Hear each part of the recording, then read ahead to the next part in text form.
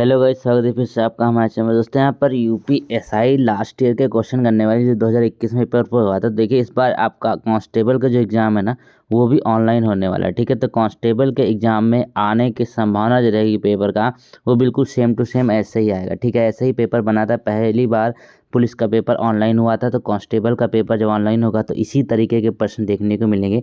तो सबसे पहले प्रीवियस ईयर में यहाँ पे जनरल हिंदी के क्वेश्चन को हम करते हैं। इसमें आंसर आप देखिएगा और आप देखिए किस तरीके का लेवल आया था। सेम इसी तरीके का पैटर्न यहाँ पर रहने वाला आपके कांस्टेबल का। ठीक है, पहला क्वेश्चन यहाँ पे देखिए। तो इसमें पूछा गया था कि निम्नलिखित में से कौन सी बोली राजस्थानी की बोली नहीं है। ठीक है, हर बार में 2 बार टाइप है, तो उस पर टेंशन मत लीजिएगा। तो कौन सी बोली राजस्थानी की बोली नहीं है, तो हो जाएगी यहाँ पे बुंदेली। बुंदेली इसका चूजन ऑप्शन है और इसका ये करेक्ट आंसर नहीं। जिन्होंने इसको चूज किया है वो सही लगाया है। बुंदेली जो है ये राजस्थान की नहीं है, बाकी मारवाड़ी, मालवी, मेवाती ये तीनों बोली जो हैं राजस्थान में बोली जाती है। अगला क्वेश्चन जो पूछा गया कि प्रेमचंद के अपूर्ण उपन्यास का नाम क्या है। ठीक है, प्रेमचंद आप लोग जानते हैं इनका जो इनकी जो बहुत फेमस है वो गोदान हो जाएगी। ठीक है, इसी तरीके से इनका जो अपूर्ण रह गया था वो रह गया था मंगलसूत्र। ठीक है, ये पूरा नहीं कर पाया था, उनकी डेथ हो गई थी।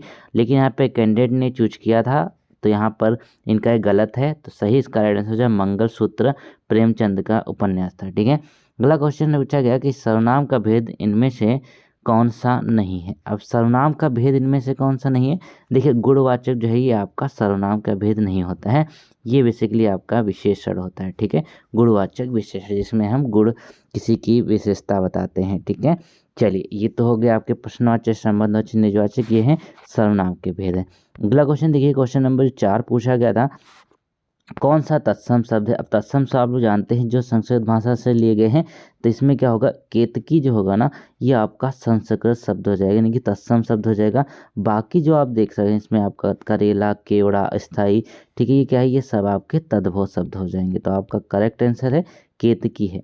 अगला क्वेश्चन ये पूछा गया कि रानी केतकी की कहानी किसके प्रसिद्ध थी। ठीक है, किसकी प्रसिद्धि कहानी है ये यहाँ बताना है। तो इंसा अल्लाह खान ने रानी केतकी की कहानी को लिखा था। ठीक है, किसने, इंसा अल्लाह खान ने। ऐसे क्वेश्चन भी आते हैं, एक तरीके से कह सकते हैं ना कि बहुत ही ज़्यादा कॉन्सेप्चुअल क्वेश्चन, घुमा फिरा के भी सेम चीज़ें पूछने के भी क्वेश्चन यहाँ पर पूछा गया था पिछले बार। तो मिश्रित तथा संयुक्त वाक्यों में विरोध का भाव प्रकट करने के लिए किस विराम चिन्ह का प्रयोग किया जाता है।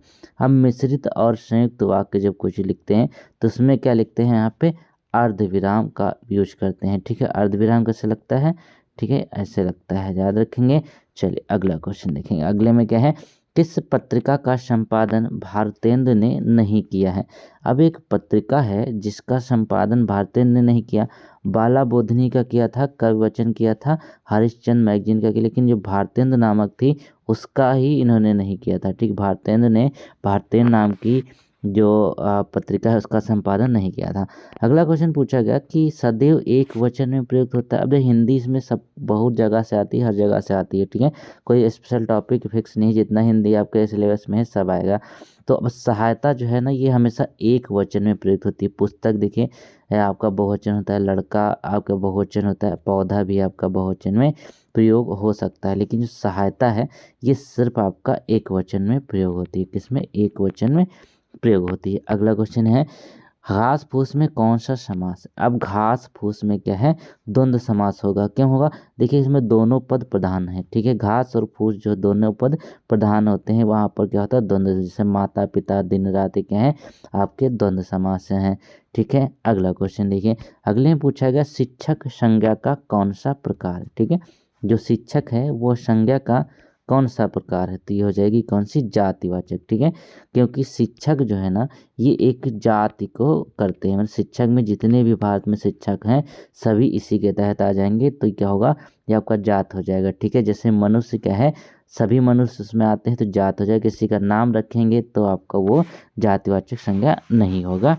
ठीक है, वो व्यक्तिवाचक होगा। अगला क्वेश्चन देखिए, राम किताब पढ़ता है, इस वाक्य में वाच्य का कौन सा जो प्रकार है। ठीक है, किताब पढ़ता है, राम के द्वारा क्या किया जाता है, कर्म किया जा रहा है। ठीक है, कार्य किया जा रहा है, तो ठीक है बेसिकली यहाँ पे कृत्यवाच्य होगा। ठीक है, कार्य किया जा रहा है, राम क्या कर रहा है, किताब पढ़ रहा है, तो होगा कृत्यवाच्य।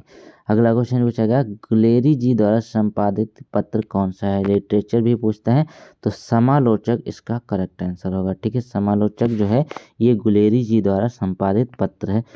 हाँ ठीक, अगला क्वेश्चन पूछा गया कि खर का पर्यायवाची। अब खर के देखिए कई सारे पर्यायवाची होते हैं, जैसे तिनका भी होता है, तेज भी होता है, ठीक है, और यहाँ पे गधा भी होता है खर। ठीक है, वैशाख नंदन भी होता है। ठीक है, इसका जो आपका तत्सम क्या होता है वो गर्दभ होता है। ठीक है, तो सब एक बार यहाँ पे आपको डिस्कस भी कर देता हूँ ताकि आपको समझ में आ जाए। तो गधा जो होगा आपका खर का पर्यायवाची होता है। अगला क्वेश्चन है निम्नलिखित में से कौन सा शब्द अथ का विलोम है। अब अथ का विलोम क्या होगा दोस्तों, अथ का विलोम होता है इति। ठीक है, इति आपका करेक्ट आंसर हो जाएगा। अगला क्वेश्चन देखिए यहाँ पर वात्सल्य रस का सम्राट किस कवि को कहा जाता है। ठीक है, जो वात्सल्य रस होता है उसको सूरदास को इनका सम्राट कहा जाता है। किसको, सूरदास को इसका सम्राट कहा जाता है। किसको, वात्सल्य रस को। अगला क्वेश्चन है इसमें कहा गया कि किस वाक्य में कर्मवाच्य नहीं है। कर्मवाच्य नहीं है, बालक खिलखिलाकर हंस रहा था। ठीक है, तो क्या होगा, इसमें कर्मवाच्य नहीं है। अब यहाँ पे देख उसने खाना नहीं खाया तो किस पे प्रभाव पड़ रहा है, खाना पे, पुस्तक पे प्रभाव पड़ रहा है। दोषी व्यक्ति द्वारा क्षमा याचना के लिए यहाँ पे है बालक खिलखिला हंस रहा है, इसमें कर्मवाच्य नहीं होगा। अगला क्वेश्चन है दोपहर के बाद का समय जो है उसको क्या कहते हैं दोस्तों। तो दोपहर के बाद के समय को क्या कहते हैं, अपराह्न कहा जाता है। ठीक है, चलिए अब बिल्कुल बीच का समय मध्याह्न होता है, उसके पहले का 12 बजे के पहले का समय होता है पूर्वाह्न। ठीक है, ये हो गया अपराह्न। अगला क्वेश्चन यहाँ पे जो पूछा गया था कबीर की उलट बांसियों ने में कौन सा रस प्रमुख है। ठीक है, कबीर की उलट बांसियों में जो एक रस है वो कौन सा है, अद्भुत रस। ठीक है, अद्भुत रस जो है ये कबीर की उलट बांसियों में प्रमुख है। अगला क्वेश्चन है कमल मोती पानी में उत्पन्न होने वाला है किस शब्द के अनेकार्थी हैं। ठीक है, अब देखिए जलज जो है ना ये आपका बेसिकली कमल का पर्यायवाची भी होता है, मोती पानी इसके अर्थ भी होते हैं, तो जलज इसका करेक्ट आंसर हो जाएगा। अगला क्वेश्चन पूछा गया था हिंदी साहित्य के आदिकाल के लेखक कौन है। ठीक है, जो हिंदी साहित्य है इसके आदिकाल के लेखक कहे जाते हैं कौन, हजारी प्रसाद द्विवेदी। ठीक है, हजारी प्रसाद द्विवेदी को आदिकाल के लेखक के रूप में जाना जाता है। किसके, आदिकाल के लेखक के रूप में जाना जाता है। अगला क्वेश्चन देखें वे आम के पेड़ हैं। अब देखिए वे जो है ना ये कौन सा बेसिकली हमें पूछा गया सर्वनाम है, तो कौन सा है ये, निश्चयवाचक सर्वनाम है। ठीक है, वे आम के पेड़ हैं यानी कि इसमें निश्चित हो रहा है कि ये आम के पेड़ हैं। ठीक है, अगला क्वेश्चन देखिए पूछा गया जाके प्रिय न राम वेदही ताजिए ताहि कोटि बैरी सम जदपि परम स्नेही किसकी प्रसिद्ध उक्ति है। किसकी लाइनें हैं ये दोस्तों हैं आपकी तुलसीदास की। ठीक है, तुलसीदास की ये लाइनें हैं, इसको याद रखेंगे। अगला क्वेश्चन है तरल का विलोम क्या होता है। अब देखिए तरल का विलोम क्या होगा, ठोस होगा, सिंपल सी बात है, तरल जो लिक्विड में है, सॉलिड जो ठोस में है। चल अगला क्वेश्चन देखिए हिंदुस्तानी भाषा का रूप क्या है। ठीक है, हिंदुस्तानी भाषा जो है इसमें बेसिकली हिंदी और उर्दू मिश्रित है। ठीक है, हिंदी और उर्दू मिश्रित रहती है हिंदुस्तानी भाषा के रूप में। अगला क्वेश्चन देखिए पूछा गया निम्नलिखित में से कौन सा शब्द स्त्रीलिंग है। अब इसमें कौन सा एक शब्द जो है वो स्त्रीलिंग है बेसिकली, तो गरिमा जो है वो क्या है, होती है। ठीक है, इसी तरह दुख होता है, लेख लिखा जाता है, स्पर्श किया जाता है, तो किसमें फील आ रहा है स्त्रीलिंग का, वो होता है गरिमा में। अगला क्वेश्चन देखिए इसमें है कि निम्न में से कौन सा शब्द तद्भव नहीं है, जो इसमें तत्सम है वो देख लीजिए। तो कार्य का कारज होता है। ठीक है, तो ये आपका होता है तद्भव और कार्य जो है आपका ये तत्सम हो जाएगा। ठीक है, चलिए अगला क्वेश्चन है किस शब्द में उपसर्ग नहीं है। उपसर्ग क्या मतलब है, जो आप पहले लगते हैं, जैसे व्यापार वीक्षक विकल। ठीक है, इसमें वी प्लस कल हो जाएगा, व्यापार हो गया। ठीक है, तो विरासत जो है ना ये पूरा शब्द है, इसमें कोई मूल शब्द नहीं है, इसीलिए इसे उपसर्ग नहीं होता है। फिर है यहाँ पे केदारनाथ अग्रवाल को किस कृति पर साहित्य अकादमी पुरस्कार प्राप्त हुआ। केदारनाथ अग्रवाल को कौन सी कृति पर साहित्यनाथ मिला था, वो मिला था अपूर्वा की कृति पर। ठीक है, अपूर्वा की कृति पर साहित्य अकादमी पुरस्कार मिला था। अगला क्वेश्चन है निम्न में से वे सर्वनाम कौन सा है, वे निम्न में से सर्वनाम शब्द कौन सा है? ठीक है, माफ़ कीजिएगा। तो सर्वनाम शब्द जो है वो है कौन। कौन जो है इसमें से एक सर्वनाम शब्द होता है। ठीक है, अगला क्वेश्चन देखिए, पूर्व हिंदी का विकास इनमें से किस अपभ्रंश से हुआ है? तो आप सब लोग जानते हैं वो होता है अर्धमागधी। ठीक है, अर्धमागधी से क्या हुआ है? से पूर्वी हिंदी का विकास हुआ है। अगला क्वेश्चन पूछा गया था, राम सेब खाता है, इस वाक्य में क्रिया का कौन सा प्रकार है? अब वो सेब खा रहा है, ठीक, खाने का प्रभाव किस पर पड़ रहा है? राम पे पड़ रहा है, तो ये क्या हो जाएगी? सकर्मक क्रिया। अगला क्वेश्चन जिसमें पूछा गया था कि सारंग लय सारंग चली कै सारंग की ओट, सारंग झीनो पाई के सारंग गई चोट, ये इसमें कौन सा अलंकार है? तो यहाँ पे देखिए सारंग सारंग दो जगह यूज है, दोनों का मतलब यहाँ पे अलग है। यहाँ पे कई सारे सारंग हैं, ठीक है, तो इनका सबका मतलब अलग अलग होता है, तो यमक अलंकार यहाँ पे हो जाएगा। ठीक है, अगला क्वेश्चन है यहाँ पर, निम्नलिखित में से कौन शब्द उदार का विलोम शब्द है? ठीक है, उदार का विलोम क्या होगा? कठोर होगा। उदार का मतलब क्या होता है? मुलायम हृदय वाला, तो उसके अपोजिट में क्या होगा? कठोर हृदय वाला। फिर यहाँ पे देखिए ये आपके 3 से 4 क्वेश्चन जो है आपके अनुच्छेद में आ गए। ठीक है, तो टोटल यहाँ पे देखिए 36 क्वेश्चन पूछे गए थे पिछली बार हिंदी के। ठीक है, अब यहाँ पे हम जीएस के भी देख लेते हैं। एक और यहाँ पे आपको मिल गया पैसेज गति। तो जंगम का विलोम क्या होता है? स्थावर होता है। ठीक है, जंगम का विलोम जो है वो स्थावर होता है। इस तरीके से स्त्रीलिंग इनमें कौन सा है? ठीक है, स्त्रीलिंग इनमें से कौन सा है? तो वो होता है यहाँ पे आय। ठीक, आय जो है होती है, विवाद होता है, सार लिखा जाता है, रूप होता है। तो देखिए आय में ही स्त्रीलिंग का बोध रहा है, तो टोटल 38 क्वेश्चन यहाँ पर हो गए। ठीक है, आप देखिए 38 क्वेश्चन यहाँ पर हो गए। 39 क्वेश्चन ये वाला है, इसमें लोकोक्ति का सही अर्थ है। ठीक है, लोकोक्ति का सही अर्थ है। हमें लगा 36 पूछे गए थे, बल्कि क्वेश्चन ज़्यादा पूछे गए थे। चलिए अब पूरा करते रहेंगे। किसी निर्धन के घर भिखारियों की भीड़ होना, इसमें क्या होता है? आप मियाँ जी मांगते द्वार खड़े दरवेश, ये लोकोक्ति का सही अर्थ होगा। ठीक है, 40 में भी देख लेते हैं। तो हाँ 40 क्वेश्चन जो है पूछे गए थे पिछले बार हिंदी यूपीएसआई में। ठीक है, सेम इसी तरीके का पैटर्न आपका बनने वाला है, और ऐसे ही प्रश्न आपके एग्जाम में देखने को मिलेंगे। अवध शिला का उस पर था गुरुभार, तिल तिल काट रही थी द्रग जलधार, तो ये क्या हो जाएगी? ये बरवे हो जाएगा। ठीक है, 12 12 जिसमें मात्राएं होती हैं उसको क्या कहते हैं? बरवे कहते हैं, 12 और 7। ठीक है, याद रखेंगे। चलिए ये हो गया आपका हिंदी का। अब यहाँ पे इसी में लगे हाथ हम देख लेते हैं किस चीज़ का? जीएस का। तो भाई इसी में जीएस के क्वेश्चन पे देखें तो पहला क्वेश्चन जो पूछा गया है कि राज्यसभा के सदस्य के रूप में चुने जाने के लिए किसी व्यक्ति की न्यूनतम आयु कितनी होनी चाहिए? राज्यसभा की बात कर रहे हैं, तो इसमें कितना होगा? 30 वर्ष होती है। ठीक है, न्यूनतम आयु रखी जाती है 30 वर्ष की। ये हो गया आपका राइट आंसर। अगला क्वेश्चन कंप्यूटर से पूछा गया था कि 1 गीगाबाइट यानी कि 1 जीबी में कितने के समान होता है बेसिकली? तो 1 जीबी किसके बराबर है? 124 MB के बराबर होता है। ठीक है, ये आप सभी लोग जानते होंगे, तो ऑप्शन नंबर डी इसका सही होगा। अगला क्वेश्चन देखिए पूछा गया था यहाँ पर कि कूट लेखन, ये बेसिकली यहाँ पर आपका पूछा गया है रीजनिंग का क्वेश्चन। ठीक है, कूट लेखन अनुवाद के लिए, स्टेनोग्राफी श्रुत लेखन के लिए है, कूट लेखन सामग्री इसके लिए है। ठीक है, ये हो गया ये हो गया। चलिए इसको छोड़ देते हैं बेसिकली। अगला देख लेते हैं जीएस का, क्योंकि इसमें रैंडम भी प्रश्न पूछे गए थे। भारत का केंद्रीय चिड़ियाघर प्राधिकरण सेंट्रल जू अथॉरिटी की स्थापना किस वर्ष करी गई थी? ठीक है, केंद्रीय चिड़ियाघर प्राधिकरण की स्थापना किस वर्ष करी गई?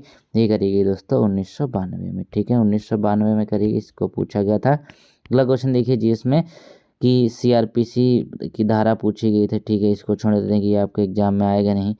फिर यहाँ पे देखिए माल्थस का सिद्धांत किस अवधारणा पर आधारित है? अब माल्थस का जो सिद्धांत था बेसिकली वो ज्यामितीय जनसंख्या वृद्धि और अंकगणितीय खाद्य आपूर्ति वृद्धि पर आधारित था। ज्यामितीय जनसंख्या वृद्धि। ठीक है, अगला क्वेश्चन देखिए, इसमें यहाँ पे अधिनियम पूछा गया है, ये भी छोड़ देते हैं। ठीक है, चलिए ये क्वेश्चन आपके जान पहचानने योग्य है।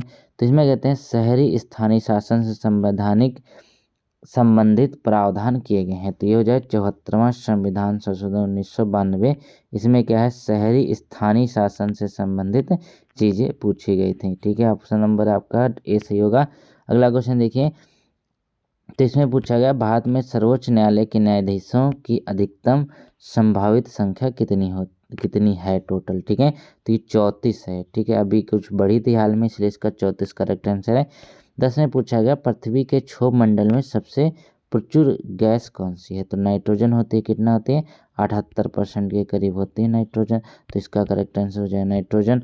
अगला क्वेश्चन यहाँ पे पूछा गया कि भारतीय संविधान के अनुच्छेद बिना हथियार के शांतिपूर्ण रूप से एकत्रित होने का अधिकार देता है, तो कौन सा है? अनुच्छेद का पार्ट 1 19 का। ठीक है, 19 का पार्ट का कह सकते हैं, पार्ट 1 कह सकते हैं। तो बेसिकली यहाँ पर ये आपको इजाज़त देता है बिना हथियार के शांतिपूर्ण तरीके से एकत्रित होने का। ठीक है, अगला क्वेश्चन है ये आपका मौलिक अधिकार में आता है। आगे भारत में किस राज्य ने सूचना का अधिकार अधिनियम 2005 के तहत सरकारी कार्यालयों और प्राधिकरणों के बारे में जानकारी देने के लिए जल सूचना पोर्टल को लॉन्च किया था? तो ये कहाँ पे किया गया? राजस्थान में सबसे पहले किया गया था जन सूचना पोर्टल। ठीक है, अगला क्वेश्चन पूछा गया इसमें कि नेशनल स्टॉक एक्सचेंज की स्थापना के लिए किस समिति द्वारा अनुशंसा करी गई थी? तो ये हो जाएगी फेरवानी समिति। ठीक है, कौन सी समिति? फेरवानी समिति जो है ना वो आपका नेशनल स्टॉक एक्सचेंज की स्थापना के लिए इसकी अनुशंसा ली गई थी। अगला क्वेश्चन है यहाँ पर कि निम्नलिखित में से किस रोग में लार ग्रंथियों की सूजन के लक्षण दिखते हैं? ठीक है, लार ग्रंथियों की सूजन के जो लक्षण दिखते हैं वो आपको दिखते हैं किसमें? कंठमाला यानी कि गलगड्ड रोग में, मम्स जो रोग होता है इसमें दिखते हैं लाल ग्रंथियों की सूजन के लक्षण। अगला देखिए यहाँ पर मानव अधिकार संरक्षण अधिनियम में डैश के लिए प्रावधान किया गया है। अब मानव अधिकार संरक्षण अधिनियम में यहाँ पर राष्ट्रीय मानवाधिकार, राज्य मानवाधिकार और जिला मानवाधिकार, ठीक है, ये यहाँ पे नहीं है। और मानवाधिकार न्यायालय तीनों की यहाँ पे स्थापना करी गई है। चलिए ये 3 प्रावधान आपको दिए गए हैं।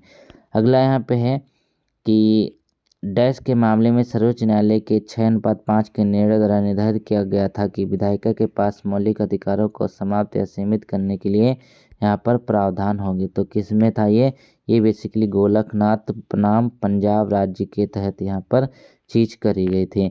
अगला क्वेश्चन है यहाँ पर भारतीय संविधान के किस अनुच्छेद के तहत भारत का सर्वोच्च न्यायालय की स्थापना हुई थी?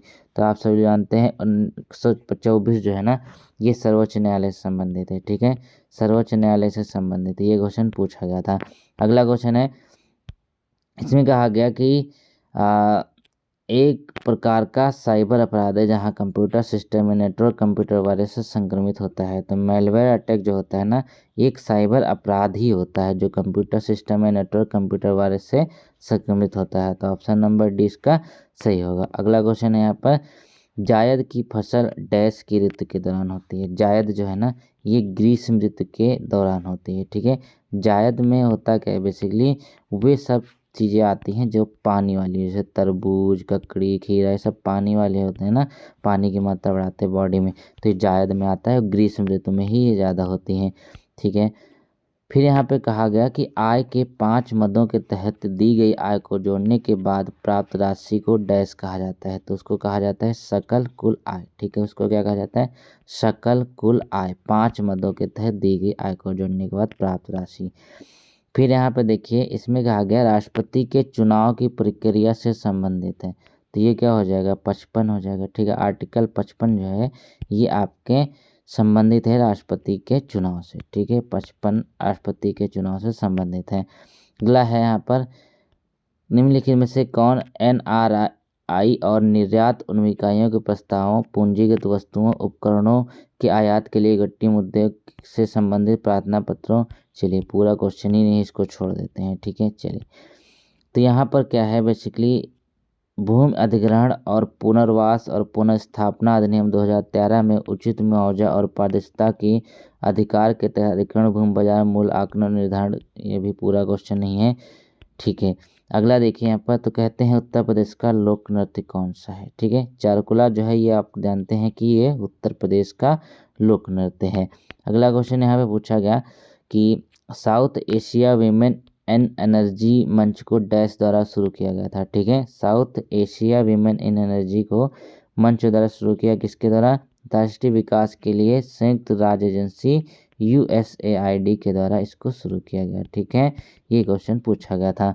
अगला क्वेश्चन यहाँ पूछा गया था कि 6 से 14 वर्ष के सभी बच्चों के लिए निःशुल्क अनुवाद शिक्षा के मौलिक अधिकार भारत संविधान में किस वर्ष यहाँ पर ऐड किया गया था? 2002 में। ठीक है, 2000, तो इसका करेक्ट आंसर हो जाएगा 6 से 14 वर्ष बच्चों के लिए निःशुल्क शिक्षा की व्यवस्था करी गई थी। अगला क्वेश्चन यहाँ पूछा गया था, उत्तर प्रदेश पुनर्गठन अधिनियम निम्नलिखित में से किस वर्ष में अधिनियमित किया गया था? तो ये 2000 में किया गया था। उत्तर प्रदेश पुनर्गठन अधिनियम जो है ये सन 2000 में अधिनियमित किया गया था। अगला क्वेश्चन है, भारतीय संविधान में कौन सा अनुच्छेद राष्ट्रीय आपातकाल से संबंधित है? तो ये कौन सा हो जाएगा? 352। ठीक है, 352 जो है राष्ट्रीय आपातकाल से है। ठीक है, चलिए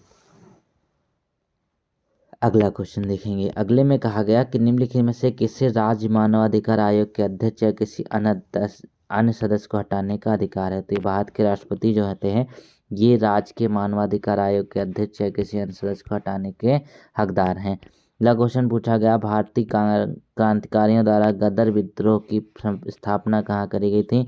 तो यूएसए में करी गई थी। ठीक है, यूएसए जो है ना वहाँ पर गदर विद्रोह पार्टी की स्थापना करी गई थी। अगला क्वेश्चन, तहसीलदार के पास डैश की शक्ति होती है? तो किसकी शक्ति होती है? देखिए तीनों की शक्ति होती है। यहाँ पर संबंधित गांव के पहानी प्रविष्टियों को स्थापित करना, स्थानीय तौर पर जानकारी हासिल करना कि क्या फसलें पहानी के अनुसार उगाई गई हैं, अनधिकृत आक्रमण और सरकारी जल के अनियमित उपयोग के सही मामलों का निरीक्षण करना भी तहसीलदार के अंतर्गत ही आता है। अगला क्वेश्चन है, सक्रिय ज्वालामुखी की मौजूदगी के कारण निम्नलिखित में से रिंग ऑफ फायर के नाम से जाना जाता है? ठीक है, तो ये कौन सा होगा? रिम ऑफ पैसिफिक जो है ना ये आपका प्रशांत महासागर के आसपास होता है। ठीक है, प्रशांत वाला एरिया जो होता है। चलिए अगला क्वेश्चन यहाँ पे पूछा गया, गोलाकार दर्पण की परावर्तक सतह के केंद्र को क्या कहा जाता है? ठीक है, गोलाकार दर्पण जो है उसके परावर्तक सतह केंद्र को ध्रुव या फिर पोल कहा जाता है, तो सभी लोग जानते हैं। अगला क्वेश्चन पूछा गया, जैविक हथियारों पर समझौता किस वर्ष लागू हुआ था? ठीक है, जैविक हथियारों पर जो समझौता है कन्वेंशन होता है वो 1975 में लागू होता है। ठीक है, 1975 में लागू होता है। अगला क्वेश्चन है, राज्य लोक सेवा आयोग के अध्यक्ष और अन्य सदस्यों की नियुक्ति कौन करता है? ठीक है, राज्य लोक सेवा आयोग के अध्यक्ष जो है उसकी नियुक्ति कौन करता है? वो राज्यपाल करते हैं। कौन? राज्य के राज्यपाल करते हैं, इसको ध्यान में रखिएगा। राज्य के लोक सेवा आयोग और अध्यक्ष और उनके सदस्यों की नियुक्ति। फिर हरिहर बुक्का भाइयों ने किस वर्ष विजयनगर साम्राज्य की स्थापना करी थी? 1336 में। ठीक है, 1336 में इन्होंने विजयनगर राज्य की साम्राज्य की स्थापना करी थी। फिर है, भारत में निम्नलिखित में से कौन सर्वोच्च है? अब सर्वोच्च इसमें कौन सा है? संविधान ही सबसे सर्वोच्च होता है, कॉन्स्टिट्यूशन जो है ये सबसे सर्वोच्च माना जाता है। रिवीजन के लिए ये प्रैक्टिस सेट है दोस्तों, प्रीवियस ईयर पे बेस्ड है 2021 के यूपीएसआई का। ठीक है, 97 जो नंबर का संविधान संशोधन था ना वो उसमें कौन सा निर्देशक सिद्धांत जोड़ा गया था? इसमें तो देखिए सहकारी समितियों को बढ़ावा देना ये जोड़ा गया था। कौन सा? 97 जो संविधान संशोधन 2011 में। मोटर वाहन संशोधन अधिनियम 2019 के तहत यातायात के नियमों में किशोरों द्वारा किए गए उन लोगों के लिए कितने रुपए जुर्माना रखा गया है? तो ये 25,000 रुपये जुर्माना रखा गया। ठीक है, 2019 के तहत ये जो यहाँ पर बना था नया कानून।